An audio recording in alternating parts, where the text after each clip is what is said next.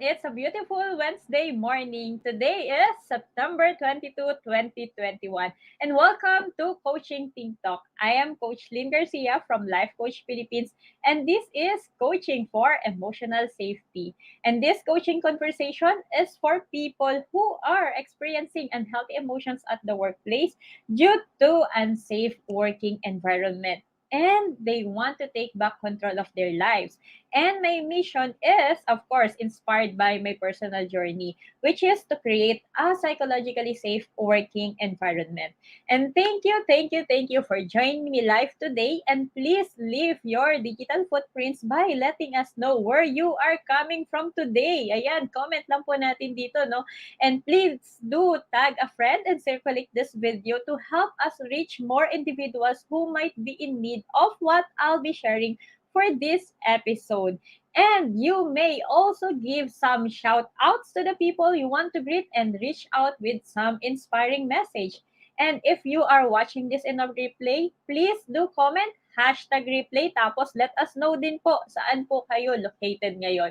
Okay, so I am streaming via Facebook page of Life Coach Philippines and YouTube channel Coach A I Connect. If you are new to the platform, please like, follow, and subscribe. Especially here, no, sa Facebook. I-turn on lang din natin yung notification para in case may mga live po kami, man-notify po tayo agad and hindi tayo mahuli sa session, no? Again, welcome to Coaching for Emotional Safety. And in this segment of Coaching TikTok, we are talking about how can we overcome unhealthy emotions that we are experiencing in the workplace. Kasi di ba we believe na yung work is a gift from God, yung work maganda yan. And sometimes kasi nagiging joke na lang sa atin na kapag work, stress yan. So it's not like that. So ibalik natin siya sa talagang design ng work. Yung emotions na meron tayo is dapat yung joyful tayo, ganun. And ayan, kung eto yung mga emotions natin, mga unhealthy emotions, yun yung purpose, yung goal po nitong segment na ito, na matulungan tayo na ma-address yung mga emotions na yun. And why is emotional safety important? Kasi ayan, emotional safety enables us the freedom to collaborate, dream, and be wildly creative, share bold ideas, or 'di ba kapag may mga meetings, yung alam mo yung confident ka na hindi ka mapapagalitan or pwede ka mag-share ng any ideas mo. And you can feel increased compassion and express ourselves freely with one another. Yung regardless of your position in the workplace, you can just share whatever idea you have in mind. And the more we understand how our bodies play a role in our relationships, the more we can make them work for us instead of against us. And that's also one of the importance of understanding our emotions. Okay? Pag-aaralan natin siya, iintindihan natin siya para, alam mo yun, ma-let go din natin yung mga drama in the workplace, no? Mas maintindihan natin saan nanggagaling yung mga emotions po natin. And yun po, before yung topic natin, if this is the first time you see me here in the digital space, I am Life Coach Lyn Garcia, a mental health coach and a professional actively co-create life coach certified by Life Coach Philippines. I am also a Master Builder Apprentice of Master Coach A, and we build tribes as we help your unstoppable dreams come true. And also, yan, proud na proud po akong sabihin na I am a mental model collector and a proud member of the Be Learning Society. By profession naman, I am a registered electrical engineer, DOLE accredited occupational safety and health practitioner, and Master of Occupational Health student. Kaya po, as you can see dito sa mga segments ko, not only here sa Life Coach Philippines na page, if naka-visit din po kayo sa Decaf Coffee Republic Facebook page, ayan, we also have Brewing Live every 12 noon. So may mga talks din ako noon, and if you will notice, yung mga talks ko is focused on occupational safety and health. And syempre, hindi lang dun sa puro technical, but OSH and life coaching. Okay? And my unstoppable dream naman po is to have one life coach in every workplace, and that the Philippines will be known and will be a model, no, ng worldwide, hindi lang din siyempre 'di ba, yung Philippines maging model siya worldwide in terms of occupational safety and health. Na 'pag sinabing OSH, 'pag sinabing safety, we're following it, we're doing it not because of compliance, but we really care for our employees, we really care for our people, we really care for our workers. So yun po yan, and we want to protect them. Okay, and also kanina I mentioned that I'm a master builder apprentice. So currently yan, I am the founder and creator of the Say Yes to the Unknown coaching community. And yun, lagi ko na sinasabi, fear not the unknown, dare to explore and be ready for life's best surprises. Baka ikaw yung isang tao na alam mo yun, alam mong there is something better, there is something greater, there is something na pwedeng, o malaki na pwedeng mangyari sa buhay mo. Pero alam mo yun, may nag-stop sa'yo na teka lang, ay hindi ako makamove. Madalas kasi, di ba, we are thinking na, or iniisip natin na we need to know everything para bago tayo gumawa ng decision, bago tayo mag-move. Pero dito po sa akin, dito sa ating community, sa Say Yes to the Unknown community, meaning nung yes is yes to the opportunities, yes to yourself, yes to that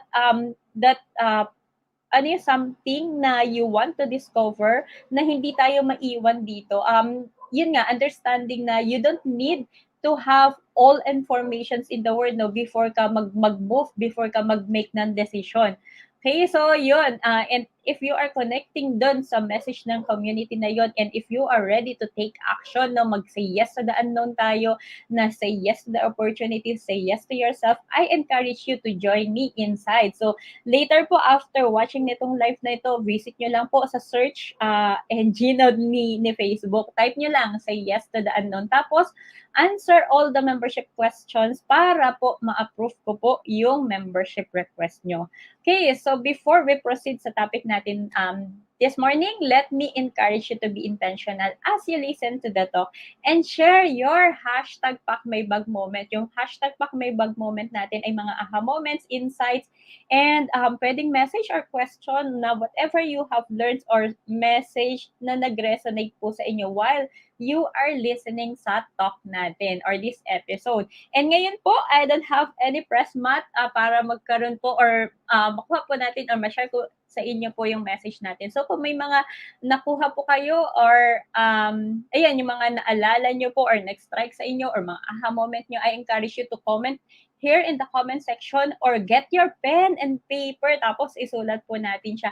And right after this live, right after watching po, share it in your timeline and use the hashtag #PakMayBag moment. And kanina, di ba, I mentioned about mental model. So, yung mental model po, if you are new to the concept of mental model, ito po yung understanding ng mga thought processes natin. And one of the reasons why we are encouraging you to share yung hashtag #PakMayBag moment natin or aha moments natin. Kasi part po siya, tinatawag siya na the explanation effect mental model. Ito po yung phenomena that we learn faster when we share what we learn publicly. O, di ba? So exciting siya.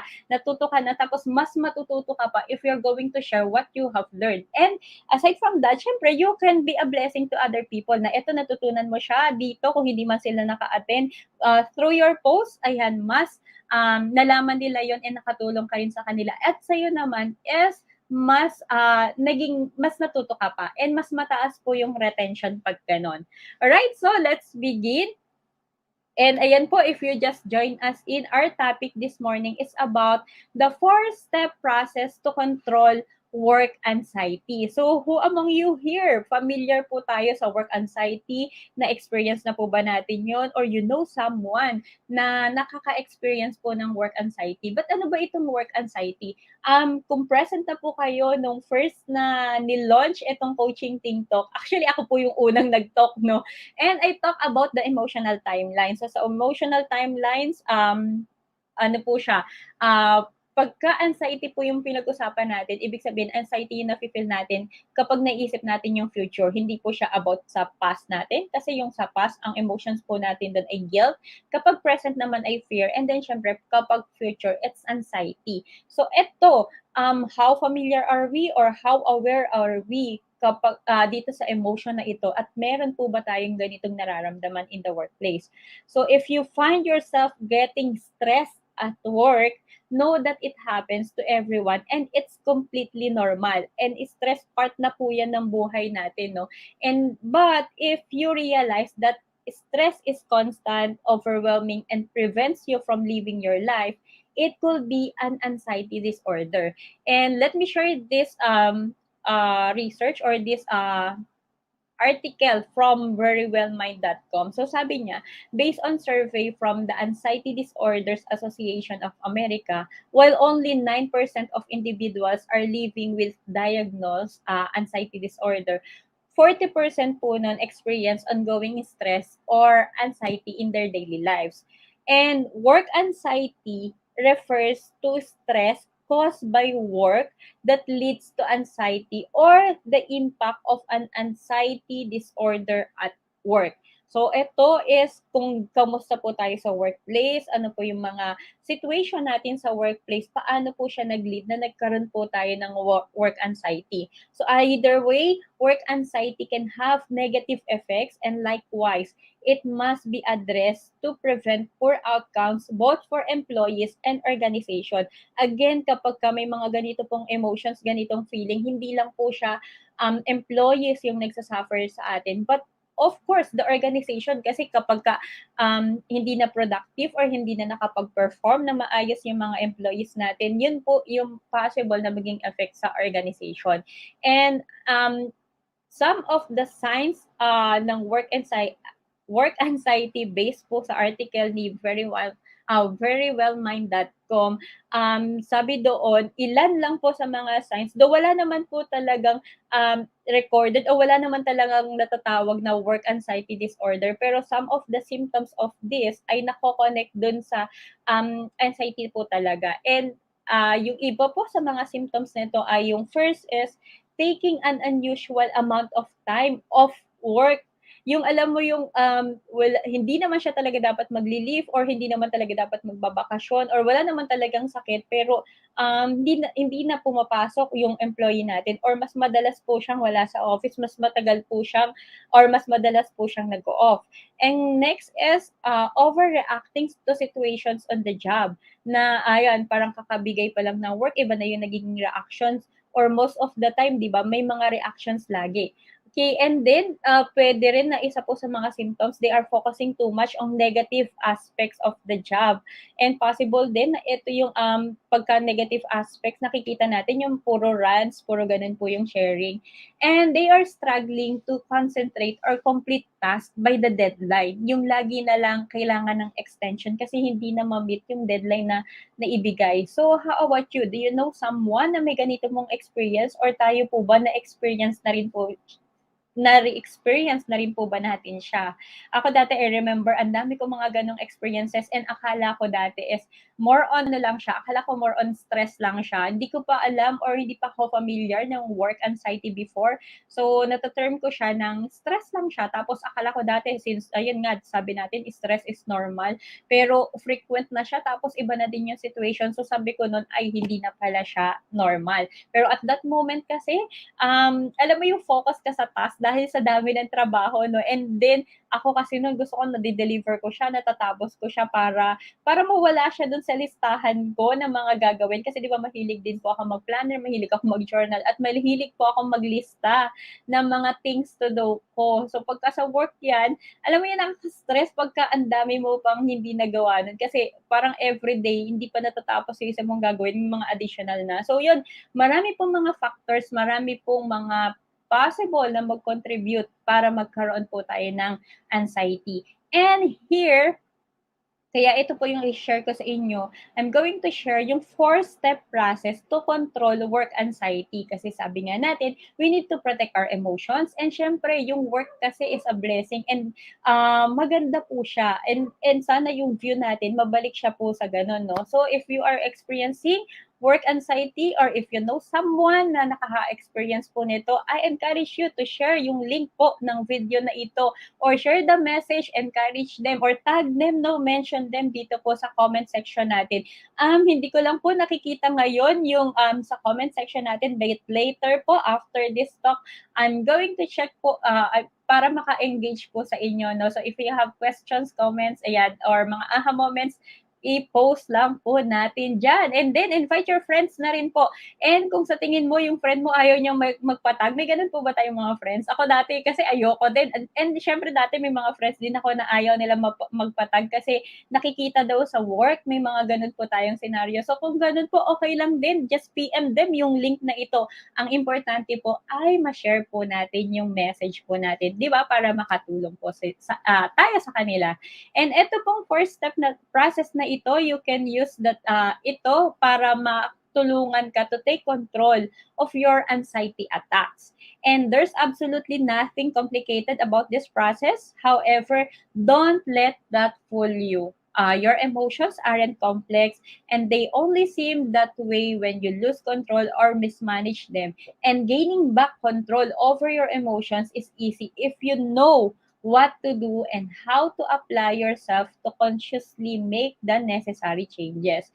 So, yung number one po natin sa first step process ay observe your emotional experiences. O, di ba? Hindi siya ganun ka-komplikado, pero are you ready? So, paano po natin siya gagawin? How are you going to observe your emotional experiences? So, the first step po, ayan, kailangan i-gain natin yung control of anxiety natin and become comfortable observing your emotional responses. Na-acknowledge natin, okay, may ganito ako, possible work anxiety ito, or ito yung mga emotions that I'm feeling. So, be observant. Okay, don't beat yourself. Okay, yun din po yung ano dito. Ang goal natin is matulungan tayo mag-assess. Again, so don't beat yourself. Observe natin, ano ba yung mga emotions na meron ako, paano ako nagre-respond. And allow yourself to feel the anxiety freely and willingly. So don't fight the feeling. Hayaan mo lang po siya. Again, wag po nating ibit yung sarili natin and let yourself experience this anxiety in the moment without judgment. And take these moments to observe your self-talk, your mood, your thoughts, and the irrational beliefs that might be driving your decisions and behavior. And I have here some of the questions na pwede nating magamit for us to reflect. So pagka may mga ganitong moment, again, yung step number one natin, observe your emotional experiences. So you can ask yourself, what am I feeling right now? Ano ba yung mood ko ngayon? Ano ba yung naiisip ko ngayon? And how am I thinking about things? Ano ba yung view ko sa mga bagay-bagay? And how am I talking to myself about this situation? Paano ko siya kinakausap? Ano yung mga sinasabi ko sa sarili ko? And what questions am I asking? And then you can also ask, what do I believe about this situation that is causing me to feel this way? Ano ba yung naging pananaw ko or paniniwala ko? And also you can check. So pagka nandun ka na sa moment na yun, na nakita mo na nag-observe na yung sarili mo and open na siya, no? You can ask them some question na, what has triggered these feelings of anxiety within me? And was it another person? Naging dahil ba sa ibang tao, like dahil ba sa coworker ko, dahil ba sa boss ko, kaya ako nagkaroon ng um, ganitong feeling. So, yun. And was it something in my external environment na ba siya or internal po siya nangyayari? So, yun. You can observe on those things. And the more clarity you have about what specifically has triggered your anxiety, the more information you will have moving forward that will help you to resolve these feelings in a positive way. Again, don't beat yourself po dito sa process na to. And then, yun yung one natin. So, second natin is progressively start taking control. So, ano po yung ita-take control natin? So, yung second step is to begin gaining some form of control over your emotions. Nung una kasi na-observe natin, na-acknowledge natin, okay, may ganito ako. Now, how are you going to control your emotion and yung situation you are dealing with? So, to do this, look first to your strengths and then to the potential resources you have at your disposal. So, you can ask yourself, what are my strongest qualities? Ano yung mga strengths ko? how could they assist me here, kung sino ba yung mga pwedeng makatulong sa akin dito if hindi ko siya ma-process alone, kanino ako pwedeng mag-ask ng support, sino yung pwedeng makatulong sa akin, what resources do I have at my disposal, and how could these resources be of value. And while experiencing anxiety, you will often be in a state of vulnerability where you will feel powerless to take charge of your circumstances. And for this very reason, it's absolutely paramount that you tap into your own strengths and have a think about the positive qualities that could help you get through this personal challenge successfully. And I remember before sa co-actively co-create life coach certification program and other programs din ni Master Coach A, laging na-mention, remember your past success. Alam mo yung pag dumating ka sa moment na nagsa-self-beat ka or you're experiencing things like this, yung mga work anxiety that we are talking about, ayun, remember your strength, remember your past success. Siyempre, mahirap talagang i-assess to, mahirap talagang harapin, yung medyo challenging itong situation na to. So yun, babalik mo lang din yung sarili mo doon na i-remind mo siya, ano yung mga accomplishments mo dati para ma-avoid natin yung mga negative self-talk na nagiging practice po natin. And here, you can also check yung mga resources na meron ka. Resources para sila yung maging source ng strength mo. So, saan ka ba kumukuha ng strength? Ito, pwedeng mag-include dito yung mga knowledge mo, beliefs mo, support system. When we talk about support system, yung network mo, like what I have said kanina, sino yung mga pwedeng makatulong sa'yo, kanino ka pwedeng mag-reach out, and then, sino yung sure ka na kapag nakausap mo, makakausap mo din maayos at magkakaroon kayo ng magandang assessment para mas maintindihan mo yung sarili mo para maka-move forward ka din.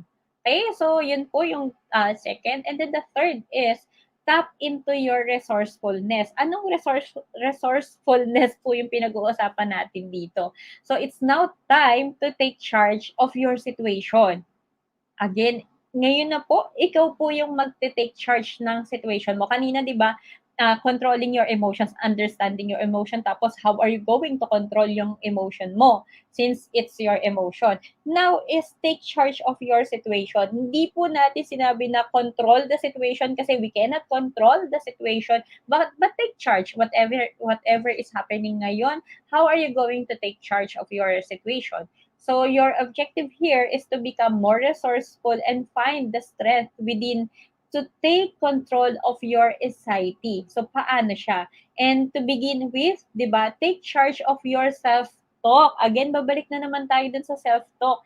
And yung thought process natin, paano tayo nag-iisip? Like for example, kung negative self-talk siya or kung paano mo kinakausap yung sarili mo, ano yung nakikita mo doon and how are you going to take charge yung situation na yun? Kaya kanina, di ba, I mentioned about mental models. Kaya I'm proud to say that I am a mental model collector. Ayan, shout out sa mga mental model collectors po na lalo na sa mga bronze badge holder natin. Ayan, if you are here in the comment section, just comment hashtag mental model collector. Okay, so yun, kaya ako proud kasi isa po sa naitulong sa akin nung natutunan ko po yung mental models from Master Coach A ay naintindihan ko yung thought process ko, yung patterns ko na pag may ganitong situation, ganito lagi yung reaction ko, ganito lagi yung response ko, yung patterns po yung tawag natin doon. Kaya nung naintindihan ko siya at alam ko, kunyari, na-realize ko na hindi maganda itong pattern na to. So, syempre, nag-change na siya. Nag-change na yung action ko. Okay, so yun po yung, kaya ayan, if you're not yet part ng mental model or ng B-Learning Society natin, yan, I encourage you to join us. And here, you can also ask yourself, ito may mga questions din po tayo for us to reflect about this. So, what is the problem that I am currently experiencing? Ano ba talaga yung situation ko ngayon? Ito ba ay situation o ito ba ay problem? Madalas kasi, di ba, situation pa lang siya, pero ang tingin na natin ay problema po yung meron tayo. And ano po yung pinaka-situation ko in the workplace? Yan yung mga pwede mong itanong sa sarili mo. Nasaan ako ngayon? Ito bang anxiety ko na ito ay work anxiety siya talaga or may mga personal factors na naka-affect sa akin at nakikita ko ay parang workplace siya. So, yun. And ano yung pwede kong magawa sa situation that I am experiencing right now or dito sa mismong situation ko ngayon? And what can I do to alleviate my feelings about this situation? Where can I find the answers I'm looking for? And kanina we mentioned about the support system. Ayun, ulit, sino yung mga support system mo dito? And kailangan, pwede mo ring itanong na ano ba yung mga reasons or do I really have anything to be anxious about? Paano ako nakarating dito sa situation na I'm so anxious? Saan siya nagsimula?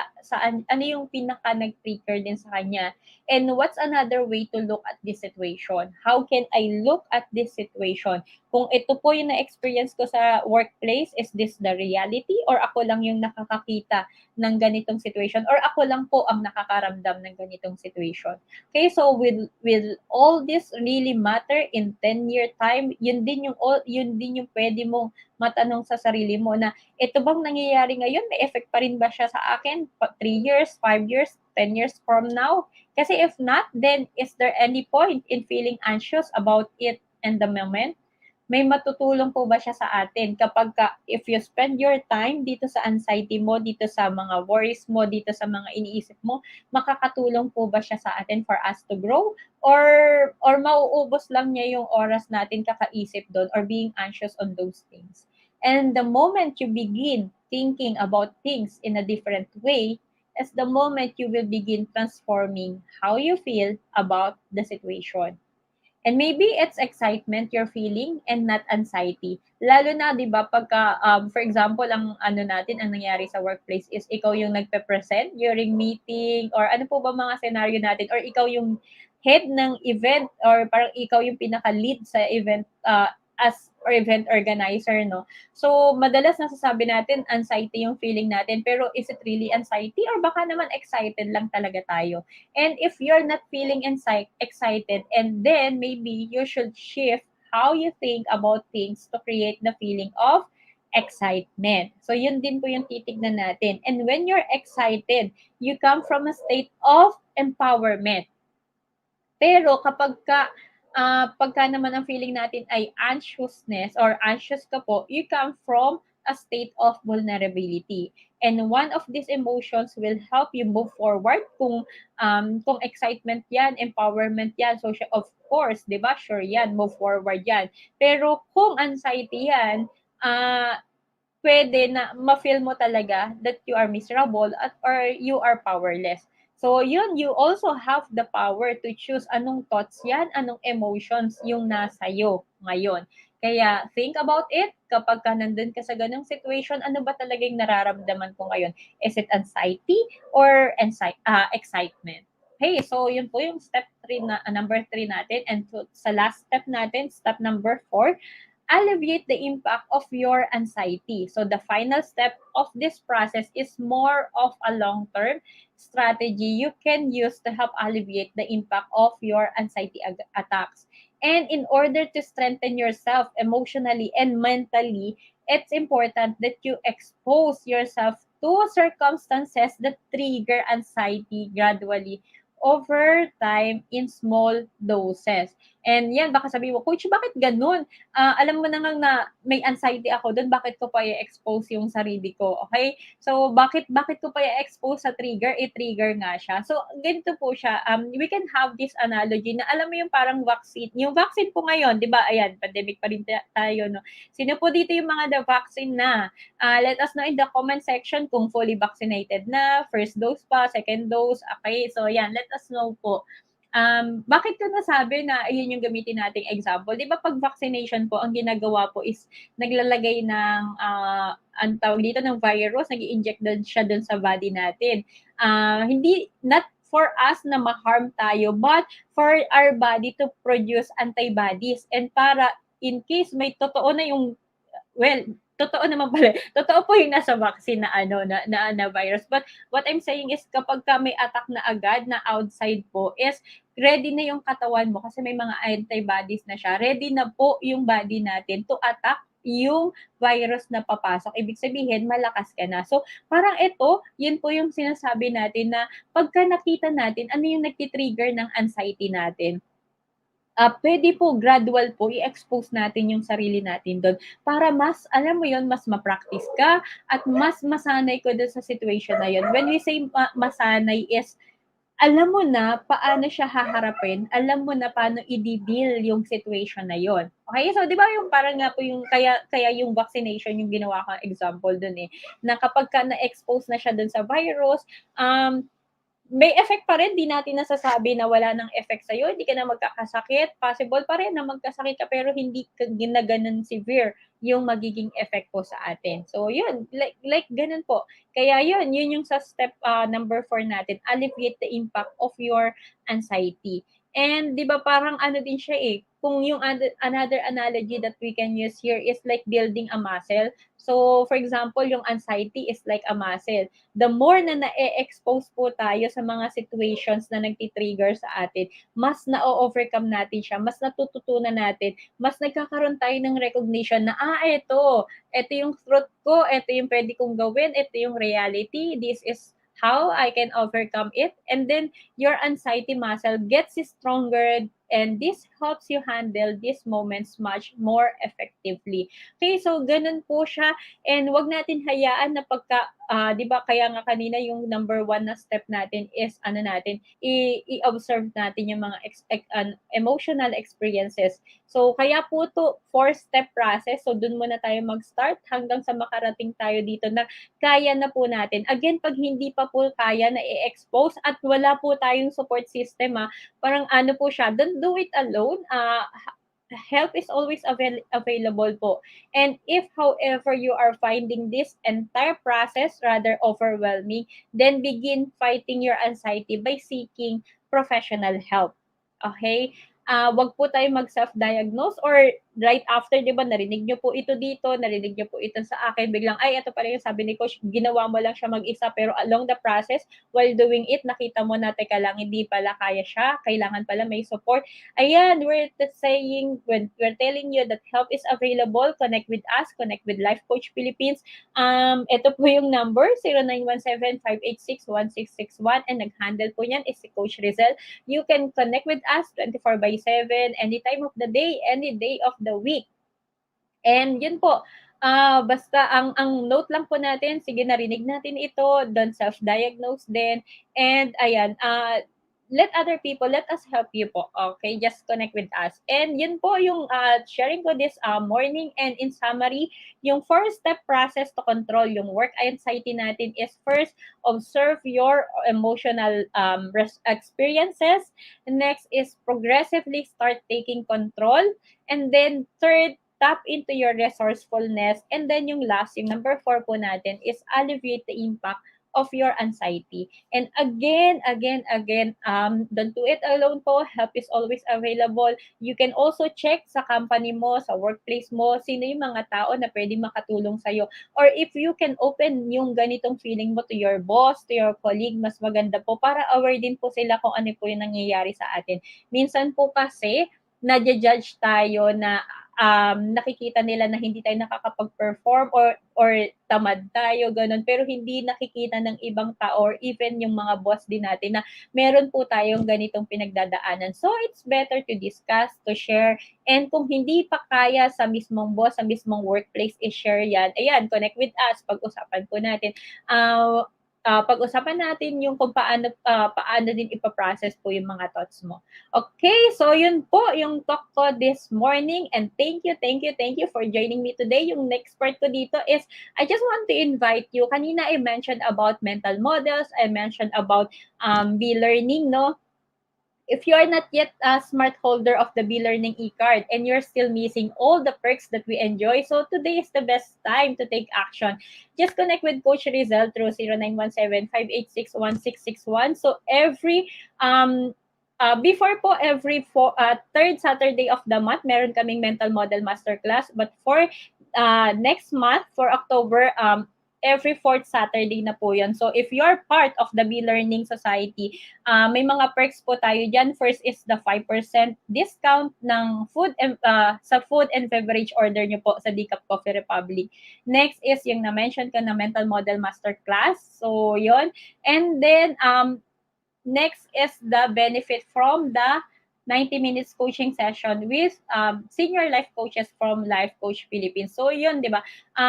Then eto kung ikaw is nakaka-experience din talaga ng work anxiety, ayan, eto malaking tulong po sa atin that we know, we understand yung mga processing thoughts natin, yung patterns natin para alam din natin kung paano tayo mag-respond. And yung next invitation ko po is yun for the individuals na interested or ikaw nakita mo na parang, 'di ba yung purpose mo is to help other people then and you want to be a life coach, you want to be like us, just connect with us 0917-586-1661 para po sa next certification class. And maganda po ngayon kasi kung ngayon mo naisip like ngayon na narinig mo siya sa akin no or nakita mo sa post ng Life Coach Philippines and may ano sa'yo na nag-spark sa'yo na, I want to be a life coach, just connect with us. And anytime po, pwede ka na mag-start kasi yung certification ngayon ay meron na po siyang 21-day web-based learning. So, ibig sabihin, hindi niya po kailangan maghintay ng schedule ng life coaching bootcamp. Kasi once you registered, you can journey. That's online po na 21 days po yan. And then yun, after nun or during po habang nag-journey ka doon, yung next na schedule natin will be on October 2. So yun po ay 3-day life coaching bootcamp with Master Coach Aina. So imagine may session ka dun sa program creator. And after nyo pong makagraduate as a life coach, yung next program for you is free na rin po siya kasama po sa package 3-day life business bootcamp with senior coaching team. So kung ikaw yung isang tao, nag-isip ka ng ibang career or mag-business din or gusto mong i-push or maging life coach po. So yun, di ba, nag-certification ka, tapos may business bootcamp kung gusto mo siya maging business. So yun, senior coaching team, we're going to teach you kung paano po siya gagawin. And again, if you want to know more about this, just connect with, ito po, 0917 586-1661. Okay. And yung next ko po is, ayan, just kanina I mentioned about, yung pag-connect po sa amin, no? Especially ito, right after this, kailangan mong may makausap na life coach at parang gusto mo ng face-to-face or gusto mo na may makausap talaga, may makita kang mukha. Ayaw mo nung call and text lang. O just visit us sa Decaf Coffee Republic po. So yung Decaf Coffee Republic, this is a coaching hub and the home of certified life coaches here in the Philippines where inspiration begins and transformation happens through the platform of life coaching. And our physical space na pwede nyo pong i-visit ay located inside Pioneer Center along Pioneer Road, corner Brixton and United Streets, Capitolio, Pasig City. And for your coaching needs, we do offer coaching services on demand 24/7. Just connect with Coach Rizal through 0917-586-1661 any time of the day and any day of the week. And you may also visit our coaching hub kahit wala po kayong appointment, hindi kayo nakapag-reserve, no? So, pwede po tayo mag-visit po doon. And yun, as I end this conversation, let me invite you to be part of what we are doing as an organization of professional certified life coaches. Do join us for another conversation later po at 2 p.m. for si Coach Marife po yun for coaching for overcoming. And 4 p.m. naman po si Coach Saivel for coaching for grateful living. And if you have questions, concerns, clarifications, just connect with me or you may message me in my Facebook page, Life Coach Lyn Garcia, or connect to my IG or Twitter at Lyn V. Garcia. Okay, so eto din naman po yung number namin. Ayan, Life Coach Philippines po. So just connect with us po. Again, wag po tayo mag-process mag-isa. And again, ayan, here's my reminder po na lagi ko pong sinasabi sa lahat, strive not to be like other people, but strive to be a better version of yourself. You are created for greatness. You are created for a purpose. Be the kind of person God created you to be. Once again, this is Coach Lyn from Life Coach Philippines for Coaching Think Talk. Coaches like us think and talk like this. This is us in the Philippines. Love, boom, boom. Bye-bye.